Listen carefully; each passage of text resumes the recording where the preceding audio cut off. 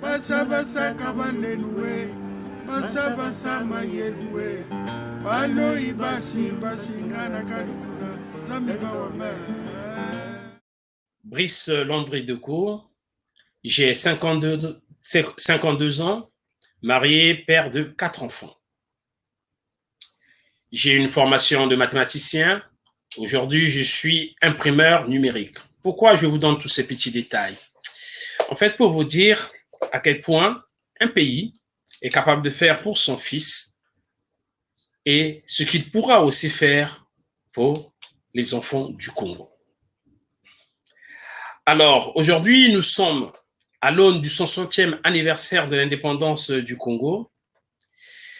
Si nous venions à faire la rétrospection des 60 dernières années, nous avons l'impression comme si nous étions encore hier, parce que dans nos mémoires, chaque fois, nous parlons du président Fulbert Yuru, Alphonse Bassamadeba, Marien Wabi, Jacques Joachim Yombi Opango, Denis Sassou Nguesso I, Pascal Lissouba et aujourd'hui Denis Sassou II. C'est comme si c'était récent. Alors, ce regard est-il bon ou pas bon? Il suffit qu'on se pose des bonnes questions. On pouvait se poser la question de savoir, a-t-on gagné la bataille de l'eau? Non.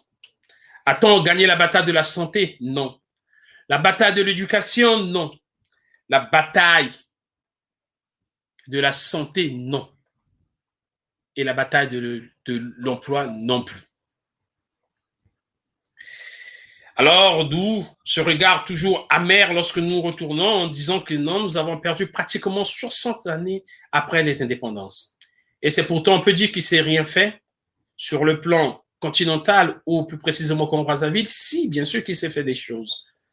Nous avons eu quand même des installations de base un peu partout en Afrique et plus particulièrement au Congo. Est-ce que cela est suffisant? Peut-être pas assez suffisant pour répondre aux besoins primaires des populations. Le peuple attend beaucoup mieux de ce que nous avons pu voir. Alors, qu'avons-nous hérité de nos 60 dernières années? Et que nous avons quand même hérité de la démocratie, une démocratie imposée, donnée, qui n'émanait pas du peuple, cette démocratie que nous n'avons jamais portée, raison pour laquelle vous ne verrez jamais le peuple africain revendiquer, se battre pour les valeurs démocratiques. Il y a quelques soulèvements par-ci et là, mais cela ne sort pas de nos tripes. D'où les dictateurs se sont adaptés à cette démocratie de façade.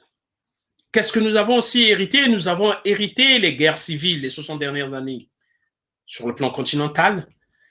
En prenant l'exemple du Congo-Brazzaville, Congo-Kinshasa, ce qui s'est passé au Soudan, en Côte d'Ivoire, en Libye, un peu partout en Afrique, parce que pratiquement nous avons les mêmes mots, y compris la cerise sur le gâteau, le génocide rwandais. Les démocraties, les dictatures se sont peut-être renforcées. Il y a quelques démocraties où on pouvait même en être fier, le cas du Bénin, où tout le monde jurait que c'est ce pays. Et aujourd'hui, qu'est-ce qui se passe? Celui qui est arrivé au pouvoir, lorsque les Béninois vous parlent maintenant avec désolation. Alors, et si aujourd'hui on se disait il faut se projeter dans les 60 prochaines années, si nos dirigeants ou les dirigeants de demain, parce que de 60 ans, nous ne serons plus là, ne changez pas ou ne changent pas le mode de gouvernance de nos cités, les mêmes mots que nous décrions aujourd'hui seront les mêmes que nous trouverons, que les générations futures trouveront. Et ils pointeront des doigts les générations passées, comme nous le faisons aujourd'hui en condamnant nos aînés. Et ça sera pareil. Nous avons aussi un défi qui nous guette, celui du climat. Si nous ne prenons pas ce phénomène à bras le corps, les conséquences seront catastrophiques. Et nous serons toujours les derniers de la classe.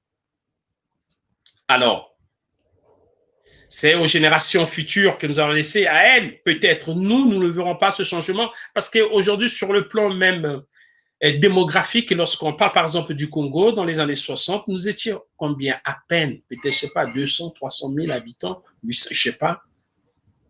Aujourd'hui, nous sommes après 60 ans, 5 millions. Dans 60 ans après, dans 120 ans, un siècle après les indépendances, nous serons peut-être à 15, 20 millions. Est-ce qu'aujourd'hui, le Congo est prêt à accueillir tous ces enfants? Voilà les grands défis qui nous attendent. Les défis de demain, il faudrait que les dirigeants de demain se hissent à la hauteur des enjeux, parce que les supports que nous utilisons aujourd'hui ne seront pas les mêmes, ceux de demain, avec les nouvelles technologies qui avancent à la vitesse grand V. Le mode de fonctionnement d'aujourd'hui sera peut-être plus le même. La manière de travailler ne sera plus peut-être le même. Alors, un défi énorme s'offre à nous, et nous pouvons faire le peu. Donc, si nous pouvons effectivement le faire. Mais voilà à peu près tracé la vision, le regard que nous pouvons avoir pour les 60 prochaines années. À vous, les générations futures, à elles, de nous surprendre. Nous ne serons peut-être pas, mais de surprendre les autres. Merci. Basa basa kabanenwe, basa basa mayelwe, bano ibasi basingana kadukuna, zambi bawa